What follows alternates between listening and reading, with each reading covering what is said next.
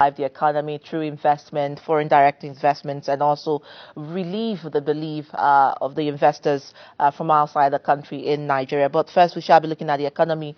First, here from this point of view, we have the Executive Assistant to the Delta State Governor on External Relations and Diaspora Affairs, and his name is Dr. Ofehe. Dr. Ofehe, it's good to have you on the show. Thank you for having me.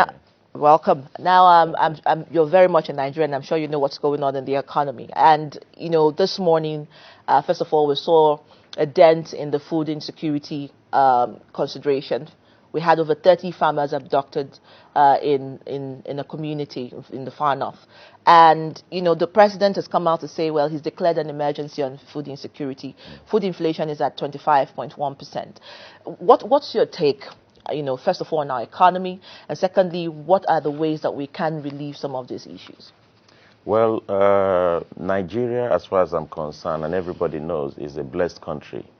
We're rich in abundant natural and mineral resources, and we're also very rich in human capital development. It is a shame that in the 21st century, we're still using localized method of, you know, farming.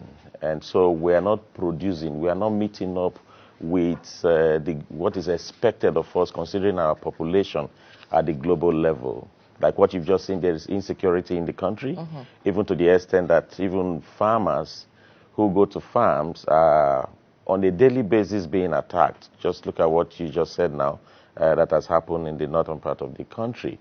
Now, we need to, you know, proud to our independence, the economy was hugely reliant on the agrarian sector. And we were able to use the agrarian sector to develop our living standard until we had the Civil War. And then during the Civil War, I mean, look at some of the countries who have had Civil War like we did in between 1967 and 1970. They couldn't recover. Look at Libya, look at Syria, look at Afghanistan, even Lebanon, and the the Democratic Republic of Congo. But we were able to come out of our Civil War, you know, situation, and then we entered a new phase entirely, which was the oil boom period between 1972 to 1980. You know, our leaders at that time disappointed us. They were supposed to use the oil boom, you know, breakthrough that we had to consolidate and transform our agricultural sector from localized farming to technical and mechanized way of farming, and then at the same time industrialize. But because we didn't have a stable democracy, we didn't have, then the corruption actually started. At that phase, you know, our leaders started thinking of themselves rather than think of the country in general. And then, of course, it came into the 90s, democracy was restored, but corruption had eaten deep into the fabric of our everyday governance. Now, I live in the Netherlands. Yes. The Netherlands actually do not even have much of land space like we have in this country to do agriculture. But today, they are the largest exporter of dairy products to Europe and to the rest of the world. What have they done? What they've simply done is to go into a highly technical way of farming, using greenhouse farming system. So what they do, they go to different countries and continents, they pick agricultural products, and they come back, they condition them to the temperature of their original place of growing growing those products. And they've been able to also use highly technical method to package the finished product of agriculture for easy exports into other countries. So today in the Netherlands, we import bananas from Chile, from Argentina, we have apple. Some of those products are also coming from within the European country. So we should start to look at, now we have a growing population. We have youths who can, I mean, even at the level we are now in terms of agriculture, we still have people who are forcing themselves to go into agriculture without government support, without proper financial support in order to boost production. So it is time for us to think of how we can move from a consumption economy to a production economy. And until we do that, we will continue to face some of the insecurity that we have in the agricultural sector today. Indeed, you're also an environmentalist and an advocate for the environment. And I remember that there was a litigation involving 4 Niger Delta farmers brought against a Royal Dutch Shell, I think in the year, 2013 or so, thereabout. And you brought a ruling in favor of one of the farmers. And that brings me to the next question about, the degradation in the Niger Delta and, looking at how to help farmers in the agrarian sector in those areas regain their right to life. Again, you've also facilitated conversations between the militants and the state government, to sort of solve an impasse in that regard. So you quite have, a brochure of involvement and intervention methods with the government. But going forward, how do you think that these natural resources have been utilized? One, in the Niger Delta region where you come from, and how has the government of the state been able to have its people first as an ideology? Well, for me, I am highly disappointed. For all the states in the Niger Delta, we're blessed. Nigeria today is the 8th largest exporter of crude oil to the world, and we contribute almost 100% of those crude oil products. And also we have the highest number, in terms of quantity, the highest number of gas reserve from the Niger Delta region. Now, how many of these states are actually benefiting from these resources? How many of them have actually invested into this sector? Majority of them don't even invest into this sector, even though it's a federal government. It's within the ambit of the federal government operation, but there is need for the states to get involved. There is need for the states to look beyond the current IOCs that are in the country today. We have other international oil companies out there who may be willing to come in here and compete with Shell, Chevron, Total that are already existing here. Like, for instance, Norway, they have Start Oil.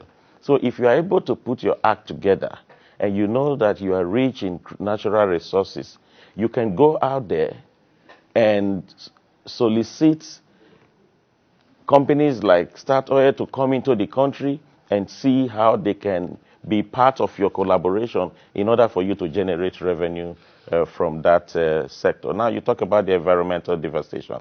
To remediate the Niger Delta environment today will take many, many years. Just like the United Nations Environmental Protection Report, UNEP report stated, it will even take around $2 billion, they said. So we must not wait until that time because we need to feed ourselves. So what we need to do now is to raise our mechanical and technological approach to farming, while at the same time, I just told you about the Netherlands that is using greenhouse farming, for instance. So these are some of the things that we're bringing to the table. These are some of the things that the government of Delta State is setting out to do differently than we have ever done before. So we want to see how we can leverage on our opportunity, to increase investment in the agro sector, so that we can at least move away. Because, with the current situation now, some countries like Norway are going to stop using fossil fuel by 2050. So one day we will wake up and then they will tell us that they no longer need our crude oil. How are we going to generate money when we are still over-dependent? Currently the country is a mono economy, wholly dependent on crude oil as a way of, as a means of raising revenue. So what we want to do differently now is to look beyond the FAC allocation. And we have a governor in place now who is ready and willing to look beyond the box, to look outside of the box, to set the enabling environment for investors to come in. And that is why I have agreed to work with him in this direction, to see how we can take advantage of the opportunities that are out there. Look at in the 70s, when we were going through oil boom. Countries like China, the people of China were suffering. India, they were even coming here to seek jobs in our teaching, in our education sector. But today, China is the largest economy in the world. And India is one of the fifth largest economy in the world. So we must begin to emulate countries like these and try to understand how were they able to transform themselves from being a very poor country to becoming an emerging economy, and to now take place, to now be at the first and the fifth, becoming the first and the fifth economic giant in the world. So with our population, we have an advantage. With our land space, we have an advantage. Now, let me shock you. In Europe today, their land space is gradually shrinking. They don't even have up to 25% of land space to grow agriculture. And in Africa, in Nigeria, we have about 75% of land space. And if you come to Delta State, we have arable lands, we have rainforest, we have a topography that can take in any product that you want to plant and sell. So which means the next black gold will become agriculture. Because when Europeans want to feed their growing population, they will have to look for somewhere else to begin to grow agricultural products. So this is what we need to be prepared for, so that when that time comes, we can be able to move, like I said, from becoming not just a consuming economy to producing economy, so that we can transform our situation from becoming an import-dependent economy and move into an export-dependent economy. Today, the Netherlands has become one of our biggest trading partners. And 95% of those exports are crude oil-related products. And when they go out of the country, those vessels come back empty. So there is a deficit in that trade operation. That deficit situation is what we are trying to leverage on and take advantage, because today, Delta State is one of the largest producers of crude oil in the country, and they have the highest gas reserve in the country. And we have potential also in the marine sector. So we have a governor now who is willing and able, who has said that, who is grassrooted. He understands the suffering of the people. He wants to ensure that, Delta State will not be the Delta State that we used to know, using the right people to achieve that result. Absolutely. Okay, so that brings me to the next question, Hope for the Niger Delta campaigns, which was founded by you, I think, in 2005. Yeah. Now, you also have a magazine, The Inside Niger Delta, which chronicles, the activities of the Niger Delta to the rest of the world. And, bringing, your interventions from Rotterdam, in Nederland to Nigeria. Do you think that Delta State is ready in terms of the political will to be able to open up spaces to, Deltans and diaspora? I say this because I remember that sometime you invited some members of the House of Representatives, to Netherlands and the EU in Brussels to have a conversation on foreign direct investment, and also held a conference in Hague on peace, peaceful approach to solutions in the Niger Delta area. And this is 2023. The dynamics are quite different, So do you think that there will be the political will, to be able to open up spaces, increase the level of trust, within the system for diasporans to invest? Well, I believe in one thing. I believe that whatever you can think, you can achieve. I've been in the Netherlands now for 28 years. I've been very much involved in a whole lot of activities for the benefit of the people and our environment in the Niger Delta area. I've never been involved in politics until 2009, when I came up as an aspirant under the APC. And then this last election, I was the governorship candidate of the Young Progressive Party. I've never been engaged in any political positions in this country, because I have always tried to see how I can focus on, the activism, the diplomacy, and being on the part of pressure group to see how we can put pressure on most of these multinational oil companies so that they can reverse their way of doing business. Now, why have I accepted this position? I've accepted this position because I've seen somebody who has, in his inaugural speech, he made it very clear that infrastructure was going to be the key area of his focus. And why? Because when you are able to put your infrastructure in place, you can be able to create jobs, and when the infrastructure are there and the enabling environment are there, you can be able to take those potential that you have, which is, of course, the potential we have in the area of agriculture, the potential we have in the area of marine, the potential we even have in the area of tourism that we're not tapping into. Now, let me surprise you. If we can succeed with a mono economy between the 70s and the 80s, what do you think we will do if we are able to diversify and put our interest in all other sectors, like the natural resources, for instance, mining, some of these solid minerals, you know? If we are able to focus on that, we will be able to transform a whole lot of situations. Now, if we begin to look at, you talk about the diaspora community, right? If we begin to look at the diaspora community, for instance, apart from Nigeria generating huge amount of money from crude oil sales, the second largest income generating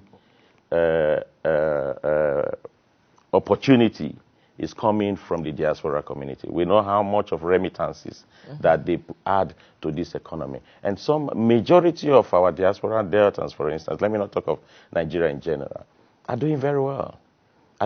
Some work in the banking institution, some work in the engineering sector, some work in civil society organization, some work in the healthcare sector. So they have a huge potential. And some of them, and those ones also have branches of network and connections that they can tap into. So what we've decided in Delta State is that we're going to set up a database where every Deltans in diaspora will be captured, every Deltans in diaspora will be identified, and the potential of every Deltans in diaspora, they will make it known. And now we have a governor who is ready to engage all of these diaspora persons and ensure that whatever plans they have will have government support, government collaboration, and these are the things we're planning in the pipeline. And then in the area of environment, he has decided that we should first of all look at how we can take care of our roads especially. And that is why in his first 100 days in office, he became the first governor to award a major contract, even a contract that's supposed to be for the federal government, to Julius Berger to come and do some flyovers and bridges construction in the Warri and the environ. So when you begin to hear things like this from the outside, you are encouraged to believe that for the first time, you have a government that is willing to listen, a government that is willing to act upon a proposal, and a government that is willing to sit on the table and put the interests of the states ahead of every other political interest. And that is what we're seeing right now in our state. All right. Now, in 2011, you addressed the plenary session of United Nations on minority groups in Geneva. Now, of course, hunger has come and gone. You saw our country's participation. Issues of minority, vulnerable persons and its communities were perhaps the alternative conversation. How do you think that, conversations around that can be intensified and expanded? Because, only he who wears the shoes knows where it pinches. And I think that advocacy is a tool to engage both, not just in Netherlands, but across the world. And how do you take Delta State to that podium? Well, I am an active participant of the UN Minority Conference in Geneva every year. And I can tell you that I am always very disappointed whenever I attend such fora. Reason being that Nigeria is not actively participating in such conferences where issues that affect people from the minority are being discussed. One of my interventions has actually talked about the Ogoni communities. Another of my interventions has actually talked about our local languages that are gradually not being used in school. When I attended secondary school, we used to have robo classes, that are not being used. So somehow our local languages are gradually going, let me use the word extinct even, because some of the new generation of students and young people, except for those who use the local language in their family homes. Now, you cannot take away diplomacy from economic emancipation. And the Western countries, the global North, actually put a lot of strength in that. In the Netherlands, where I stay, the U.S. have 2 ambassadors representing them there. The United Kingdom has 2 ambassadors representing them there. In Geneva, in Switzerland, the U.S. have 3 ambassadors representing them there because they see those places, they see some places as a bilateral relationship engagement. Why they see others as a multilateral relationship engagement. So if you don't use those platforms, look at, you just mentioned UNGA. A lot were discussed in UNGA. How many, apart from the federal government's delegation at that level of UN General Assembly meeting, how many of our diplomats and even at state level, even at local level, participate in such an event? We don't have it. So what we've said, what the governor of Delta State have decided this time is that we're going to be engaging the world at the United Nations level. We're going to be engaging the world at the European Union level. We're going to be engaging the world at every civil society level. We're going to be preparing now for the next conference on climate change, because we want to be a part of we want to sit on the table with them.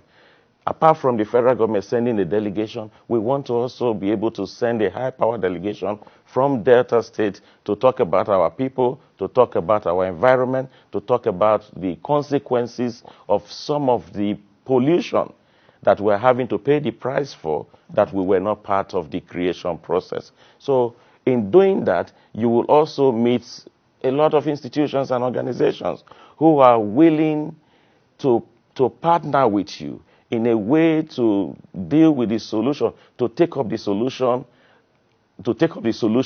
that we desire most, because we cannot do it alone. So that is why I believe that if we can transform all of these and put our focus on sectors that we know are low-hanging fruits that can begin to generate income.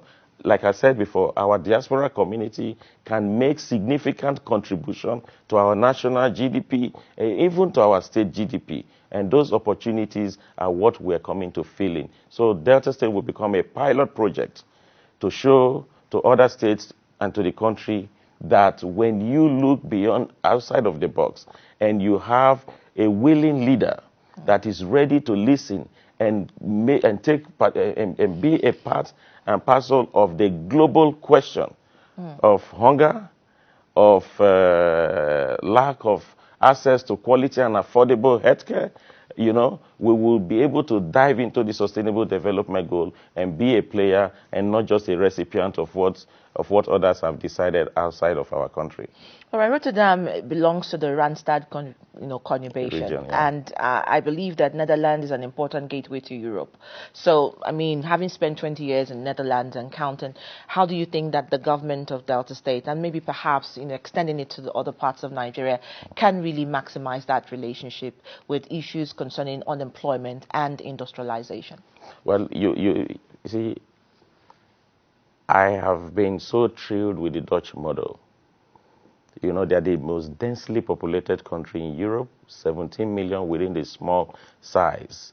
You know, the Netherlands is like 4 times, France is like 4 times the size of the Netherlands, you know. But they have been able, and we do not also forget that we are below sea level. Absolutely. Yeah? And in the Netherlands, they commonly say, God created the world, but we made Holland.